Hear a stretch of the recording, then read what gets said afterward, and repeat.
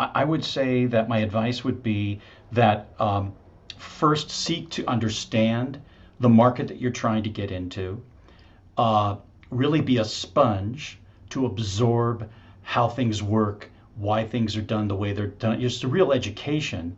And then as you approach a manufacturer, don't necessarily try to pitch one thing. Pitch yourself as an author of many things, of limitless things.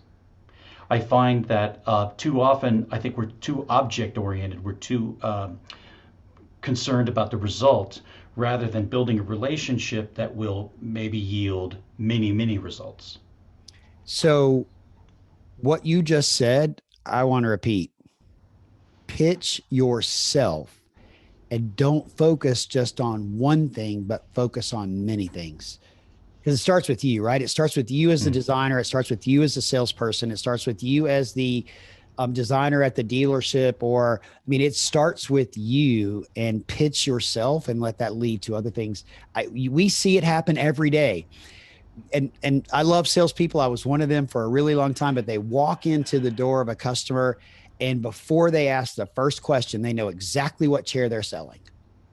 They know Yeah, exactly no, what product that they're selling I without totally get ever that. asking a question, right? And Yeah, yeah, and not to take this off on a tangent, but I have to say, when we've been on clubhouses together, you're very good at eliciting input and conversation from people, and I've heard people talk about sort of a solution selling, Mhm. right? Like, well, we got to sell solutions. I would posit the solution is furniture. I mean, if you're a furniture person, I mean, as we talked about before, we love architects, right? We think they're terrific. The buildings exist to put people in to work, to collaborate, to facilitate what they do. Furniture is the equipment and the tools that enable that and activate that space. Mhm. And we're finding even more so now that the solutions are furniture based because people don't want to necessarily invest in walls or in other fixed items. They need flexibility, they need agility. Mhm. That means it's going to be furniture.